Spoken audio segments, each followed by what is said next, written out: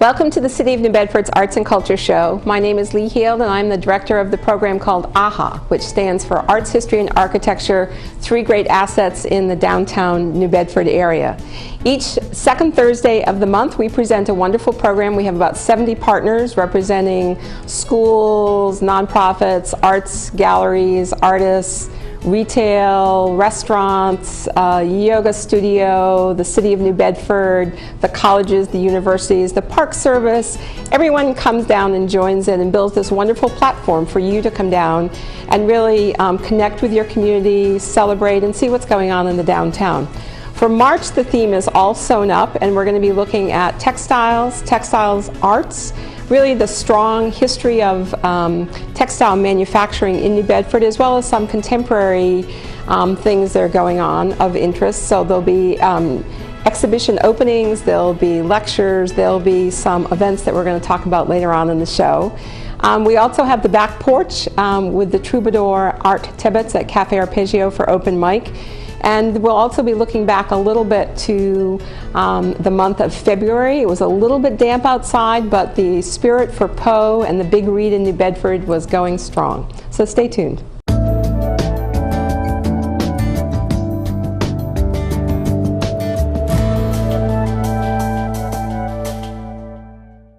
We have in the studio today several of our neighbors and our colleagues. Charlotte Hamlin, who is a professor in the textile design and fiber arts at the University of Massachusetts, the College of Visual Performing Arts, the artisanry program. Did I get all of the pieces? Yes, all of excellent. And you brought two students with you.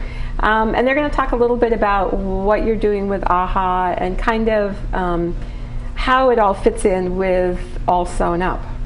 And so can you talk a little bit about, I mean, because this program has a long history at the University of Massachusetts in terms of textile design and production.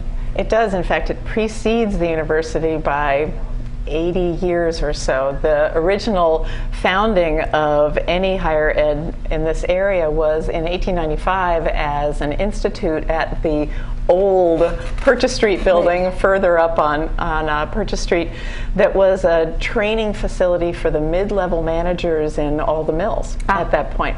And so when that building was in its heyday, it had a working mini jacquard loom in the middle of it, which was still there when the school was still there in the 90s as well. And then in 2000, 2001, we moved down to the Star Store building and sort of began this new phase of our life. But the relationship to industry was founded way back then and certainly continues on. Even though much of the production has certainly left the area, we train students for the last, gosh, I guess it's 50 years now, in textile design, which is really designing for print or for wovens in industry, as well as what we call fiber art, which is the more expressive, often sculptural aspects of textile making. And so how many students do you have as an undergraduate, and then you also have a graduate program? Yes. Undergraduate, we think we have 23 right now undergraduate, and the graduate program we have 7. Oh, excellent. And the graduate program is a little bit different than the undergrad in that its focus really is the more fiber art, more sculptural, more gallery format that they're focusing on. And that's a 3-year master's degree. Very rigorous. So this March, the theme is All Sewn Up, and you've brought some students here who are going to talk a little bit about what they're doing with AHA, which I know is just one small piece of what you do, but why don't you introduce us to your students and colleagues? Sure. These are 2 seniors in the textile program. This is Gabrielle McHugh and Kelsey Thornton. Hi. And so you guys, so you're coming to AHA to do some work, or to, what kinds of things are you going to do? The yarn bombing. We're particularly interested in bombing the the Whaler outside of the library, and this is Okay. where you knit pieces of yarn into sculptural shapes that cover an object, and it's going to be happening across the downtown area. So bombing's not dangerous. No, not in this case. When people hear it, they sort of think is- this explosion of well, whatever. it's an explosion of color. Right. And last year you bombed the fountain. Yes. Are you going to do the fountain again? I don't think the Not sure. fountain is on the list. Okay. But there's, I know, the ship outside of the Whaling Museum, and then some parking meters. Oh, great. But yarn bombing, I guess, is a way. It's kind of like a non-destructive graffiti. That's a nice analogy. And it's a good way. Like, we're working with Artworks and the Fiber Club at UMass. Okay. That we are both president and vice president of. Excellent. That's how we're getting involved. So it's a good way to like connect with the local community and So you share have other what we people do. bringing stuff into you? Yeah. Yes, we're like working together to knit. So do And you crochet. do you sort of say, here's your parking meter, why don't you think about covering it? Or do you look at what comes in and say, this looks like parking meter cover to me? Well, we selected to do to yarn bomb outside of the library. The Whaleman statue. yeah, So the we're organizing. Harpoon Man. So we're just doing that section, and then other groups are doing other locations. And it's all charming and respectful, right? Yes. Yes. Okay. Just checking. Although its origins certainly were in undercover of night. Yeah. Oh, really? Having the yarn, the knitting appear without anyone knowing. And actually this morning at about 3 a.m. I thought, oh, we should come in and wear balaclavas and be undercover. But we decided that we're really much more moving into a community engagement phase than we yes. are in Yeah. the previous guerrilla history. And I think it's really elegant that students get to participate with the community in different ways so that we all see the kind of work and energy that you have, and that you get to share kind of some of your energy with downtown. I know that when you do your sales and you have these wonderful objects that you brought with you, you tend to do them on AHA night or around a weekend that's really busy. Do you have any sales coming up that people should stay tuned for? It's mostly around Christmas Yeah, time. we generally do one holiday sale, Yeah, but that's it.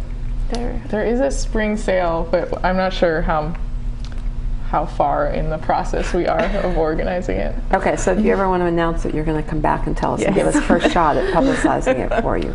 Well, you brought wonderful examples of the kind of work you do in your program, and I know it's not a complete manifestation of all that you're able to do, but Gabrielle, why don't you talk about your piece, and then Kelsey, talk about yours a little bit. Okay.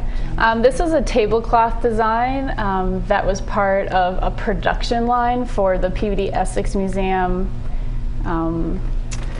Say a little bit more about that. A production line means? So we were designing a product that could theoretically be sold at a museum gift store. Okay, great. So And is this printing? Tell me what the this process is screen printed. Okay.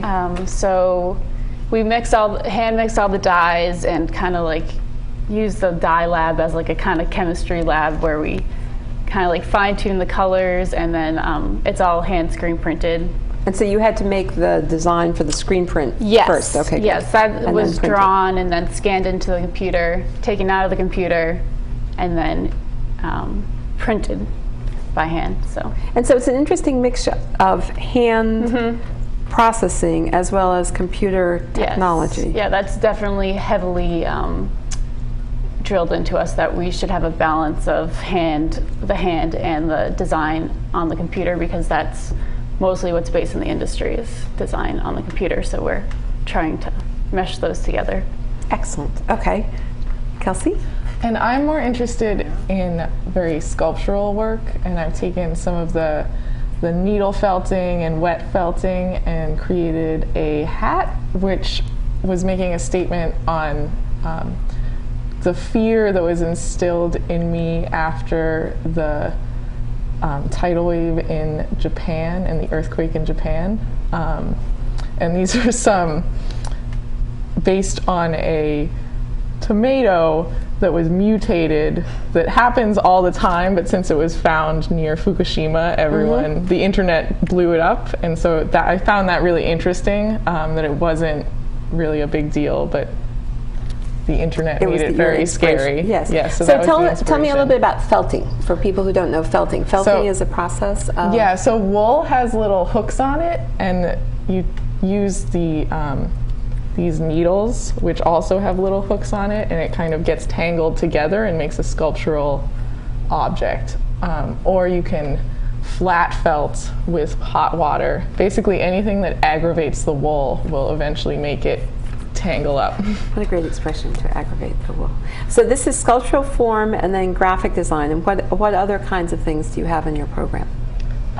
We all learn how to weave on a hand loom, Okay. which is wonderful, and we love that so much. It's an amazing experience. And knit and Spinning, spinning, yes. which is taking the wool roving off of the sheep and then onto a spinning wheel, kind of how you picture an old Yeah. spinster. Okay. Well, spinsters was the name for women who made their living, the single Yes. women in the family who made their living spinning, and someone had to do it. Well, thank you for bringing these things with us. We're looking forward to your exhibit in April. So that's up and coming attractions, and thank you for coming to visit. Thank you. Thank you.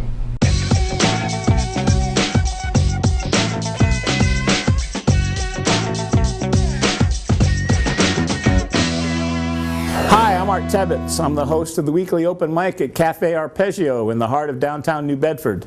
And I'm here to tell you a little bit about our open mic. We do it every Thursday from 7 to 10.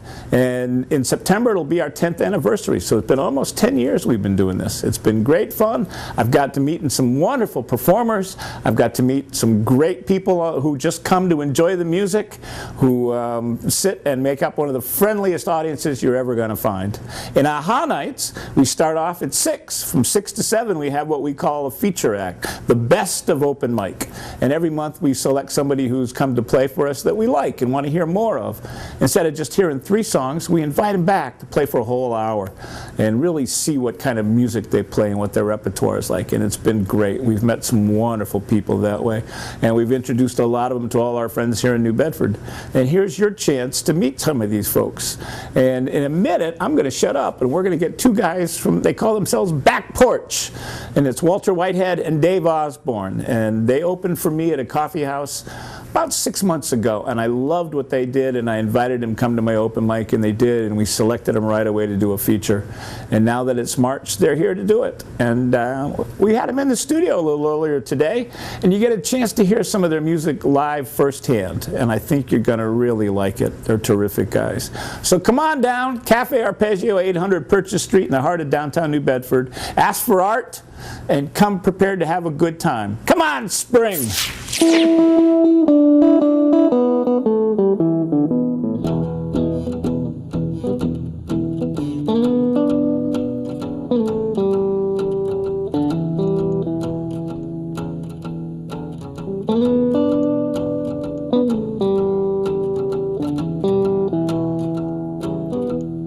Big boss man, can you hear me when I call?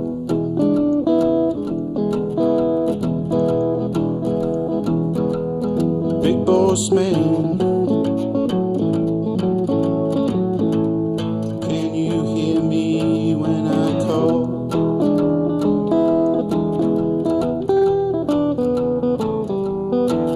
You know you ain't a big boy, you're just tall, that's all.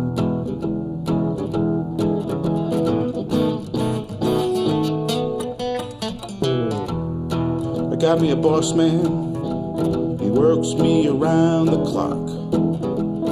Ask for a drink of water, but he won't let me stop. Big boss man, can you hear me when I call?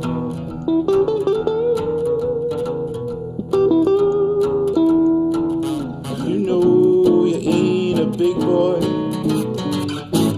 you're just tall, that's all.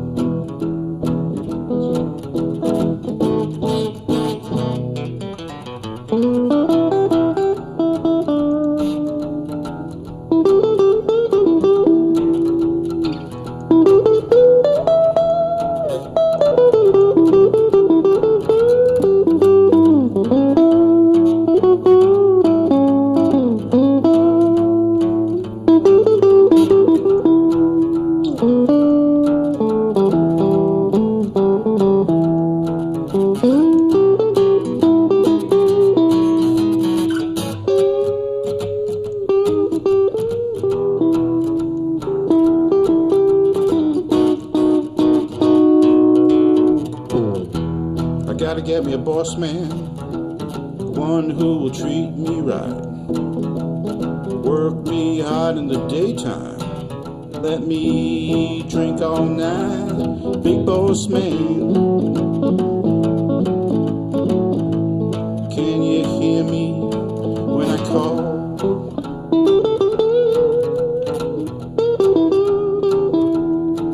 You know you ain't a big boy,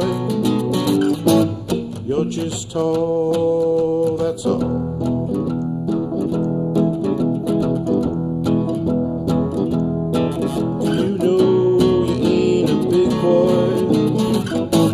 You're just tall, that's all.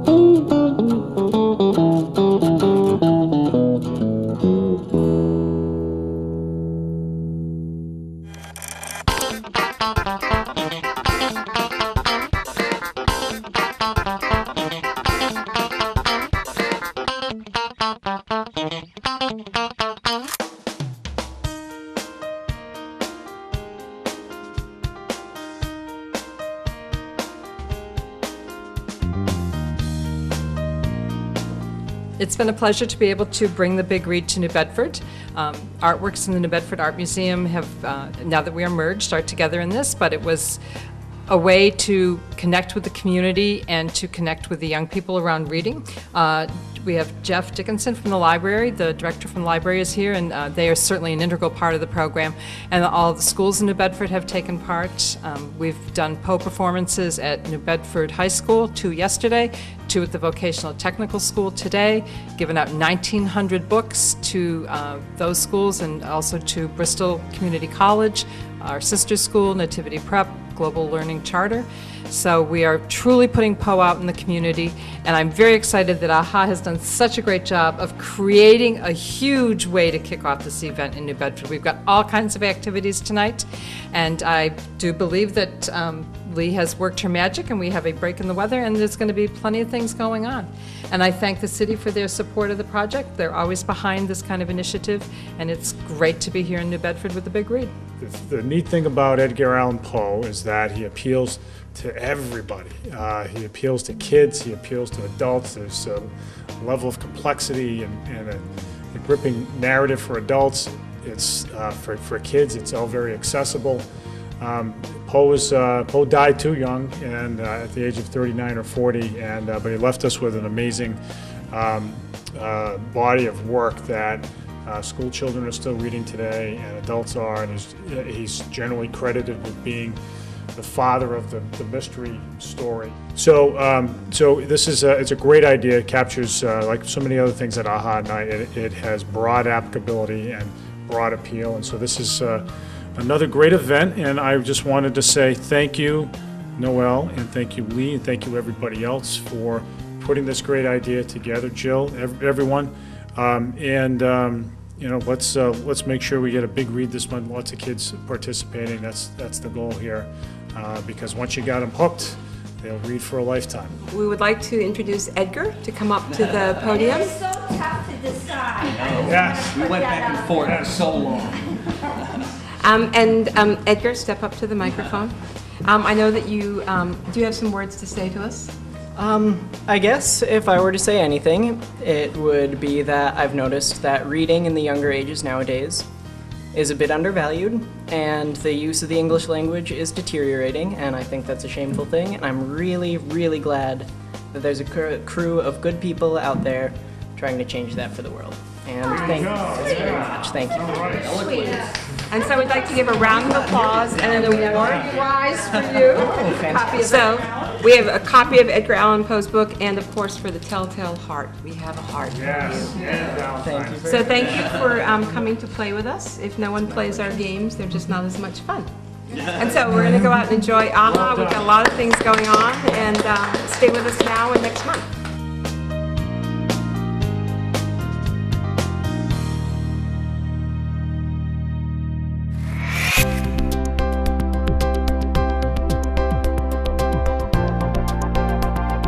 So we're here at the College of Visual and Performing Arts at the Star Store, and we have a visiting artist here for AHA Night whose name is Melanie Lewinsky.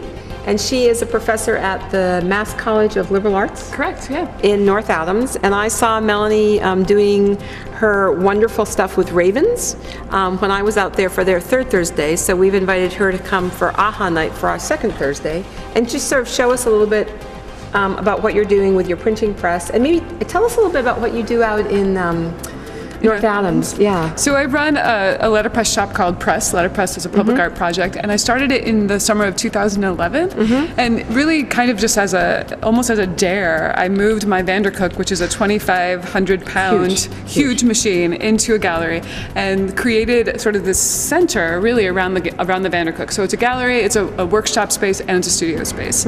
And one of our sort of things is that we're often operating the machine, and at our opening nights we give away a card that we make. And we typically have a bird, often a raven, and some kind of a statement. And that statement is usually wants to be encouraging, wants to be something that is memorable, wants to be something that might be inspiring or something. So are you going to make one of your cards? Yeah, I'm going to make one of my cards. And one thing, you asked me to make a card for the raven.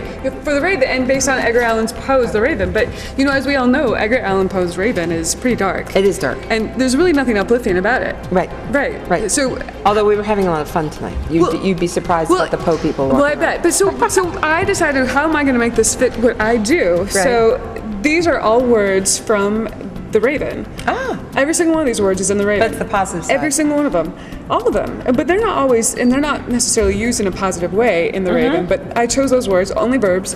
And then he does say forevermore once in I think the first or second stanza. And so then I decided that I want all of these words forevermore versus nevermore. And that is how it works. So I printed all of this on the Vandercook at home. Okay. And now people can come today and use my little tiny itsy bitsy teeny weeny press to print the Nevermore.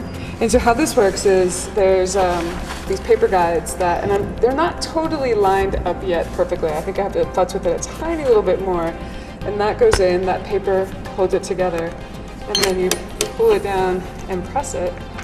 You wait till you get that little click, and then you let it go. And you've got your Forevermore.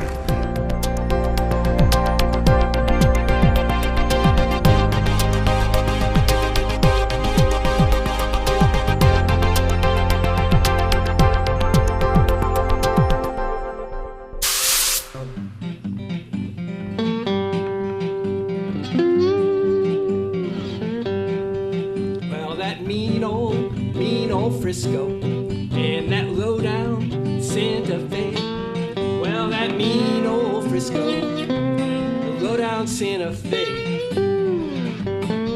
carried that woman I love away, and she blowed smoke back at me. Now my mama, she done told me, and my papa, he done told me too. Well, my mama, she done told me, and my papa told me too. Any woman smiles in your face, son, she ain't no friend to you. Lord, I wonder, yes, I wonder, does she ever think of me? Does she ever think of me? Lord, I wonder, yes, I wonder, will that girl come back to me? Now I'm sitting and I'm listening, and I hear that whistle blow. Well, I'm sitting and I'm listening, and I hear that whistle blow. Tell me, did she hop that southern, or did she flight that old Frisco?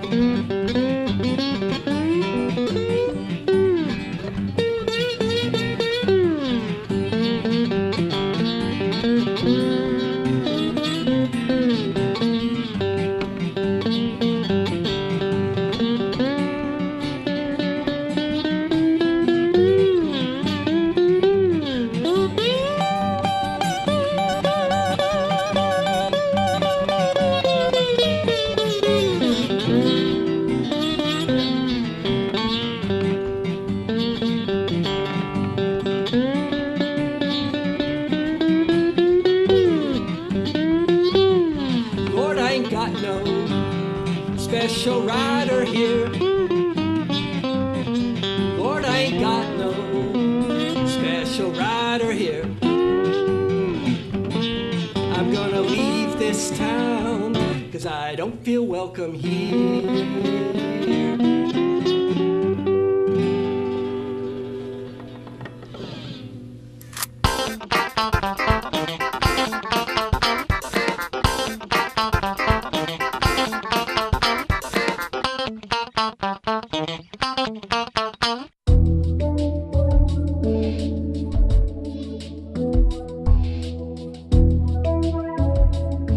This evening, I have Edgar Allan Poe here in the gallery at Artworks, and this is a chance to have a little chat with you. So tell us a little bit about yourself, where you were born, how you came to New England.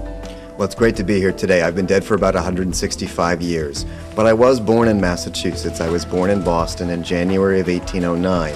But I was orphaned before when I was still an infant, so I didn't stay very long in Massachusetts. Most of my career was spent in cities like Philadelphia, Baltimore, Richmond, and New York. But I was saying a moment ago as well, my later works in my final year were also published in Massachusetts, so Massachusetts is a very strong part in my longer story. I know that you also are considered the original first-time author of detective stories. That's right. I wrote a version of what today would be called a modern detective story in the 1840s. It's a story called The Murders in the Rue Morgue.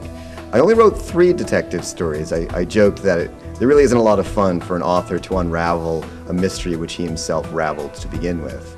But it set the precedent of having a detective character who seeks out clues to solve what seems to be an unsolvable riddle, using the idea of combining imagination with your insight. Now, I think in addition to detective stories, we probably best know you for what we would consider to be almost horror stories. Is that the genre that you consider yourself to be a writer of? Well, it's a strange, reductive comment that I was a horror writer. In fact, I wrote in many genres. I wrote adventures at sea, as I mentioned a moment ago. I wrote adventures searching out pirate treasure. I wrote murder stories, mystery stories, like we just said. But I actually wrote more comedies than anything else. I wrote more humor than horror. But it doesn't seem like most in the 21st century think of Edgar Allan Poe, the comedian. Did you feel that you were successful as a writer? Did you feel that people bought your books and followed you? Well, I've published mostly in magazines and newspapers, so I didn't write too many full-length books. Because that was important to me, I had to publish almost week to week, otherwise I wouldn't have any income at all. The circulation of the books wasn't entirely relevant in those days. I just had to sell to a publisher or an editor. But with that said, one of my most famous works, The Raven, was sold for $9. That's the only amount of money I ever saw for The Raven, and it became one of my most famous works. In my lifetime, too, I still never saw any additional money. I would say I was successful as a writer in the sense that my writing is good enough that it has stood the test of time. But was I successful financially? No. Well, it's been a pleasure to chat with you tonight, and thank you so much for coming to New Bedford for the big read. I'm happy to have been here. Thank you. Over the mountains of the moon, down the valley of the shadow, ride, boldly ride, the shade replied, if you seek for El Dorado. So April's theme is the Sustainable South Coast. It's one of our biggest nights. We have the people-powered procession to celebrate Earth Eve. So there are kids and floats and community organizations. We have the marching band from the middle school of New Bedford Middle School. And it will be a big celebration. It starts off on Market Street and it makes its circuit all the way around downtown. We also have the Shrink Your Footprint Fair at the Whaling Museum with the SEAL partners, the Southeastern Environmental Education Alliance. And so there's lots going on in downtown. So if you can't join us for March, please come down for April. Bring your family. It's right before April vacation, so it's a great time to get out and start thinking about spring and the downtown area and all there is to really do and see your community and celebrate with the rest of us.